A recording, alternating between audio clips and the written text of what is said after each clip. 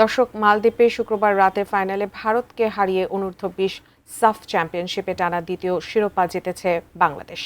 বিজয়ী বাংলাদেশ যুব ফুটবল দল আর কিছুক্ষণের মধ্যেই এসে পৌঁছচ্ছে হযরত শাহজালাল আন্তর্জাতিক বিমানবন্দরে। সেখানে আছেন আমাদের সহকর্মী মৃণাল কান্তি রায় কাজল। চলে যাচ্ছি তার কাছে। কাজল, কিছুক্ষণ আগেও আপনার সাথে যুক্ত ছিলাম। দেখা যাচ্ছে কিছুটা বিলম্বিত হচ্ছে যুব বাংলাদেশ ফুটবল দল আসার অপেক্ষাটি, এবং সেখানে আমরা ব্যাপক প্রস্তুতি দেখছিলাম। কি এখন অবস্থা সেখানে? ফ্লাইট ইউএস বাংলার এই ফ্লাইটটি আর 10 থেকে 12 মিনিটের মধ্যেই হযরত শাহজালাল আন্তর্জাতিক বিমানবন্দরে এসে পৌঁছাবে বলে আমরা জানতে পেরেছি, যদি অভ্যন্তরীণ রুটে কোনো ধরনের কোনো সমস্যা নাও ঘটে।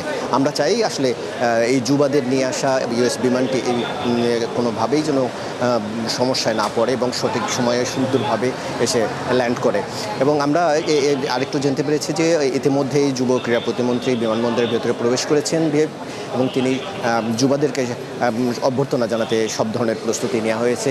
আমরা একটু আগে জানতে পারলাম, দেখলাম যে বাংলাদেশ ফুটবল ফেডারেশনের সিনিয়র সহসভাপতি সদস্য থেকে সবাই প্রবেশ করেছেন এবং ওনারা আসলে এই চ্যাম্পিয়নশিপ যুবাদেরকে সংবর্ধনা জানানোর জন্য এসেছেন। তবে আরেকটা বিষয়, বাংলাদেশ ফুটবল ফেডারেশনের সহসভাপতি হয়তো বা এই বিমানবন্দরে আসবেন না। উনি এমপি থিয়েটার আছে, সেখানে যুবাদের যে সংবর্ধনার আয়োজন করা হয়েছে সেই প্রস্তুতি নিচ্ছেন। এবং আমরা এখন পর্যন্ত দেখতে পাইনি যে আসলে ছাদখোলা বাসটা আমরা একটু রাস্তায় আসতেছে, কিন্তু এখনো পর্যন্ত পৌঁছায়নি।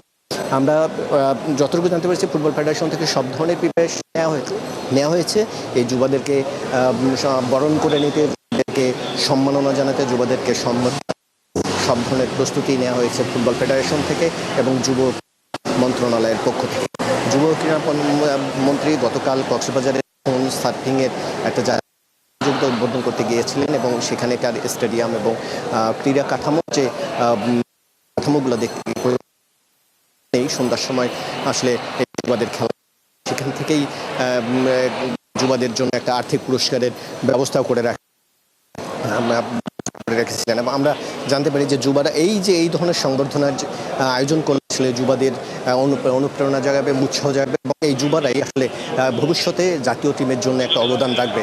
আমরা আর কিছুক্ষণের মধ্যেই হয়তো যুবারা এখানে এসে পৌঁছাবে। যখন এসে পৌঁছাবে আমরা ঠিক সেই সময় আবারও এটিএন নিউজের মাধ্যমে বাংলাদেশের আপামর ফুটবল দর্শকদের সঙ্গে আবারও সংযোগ দেব। উজমা।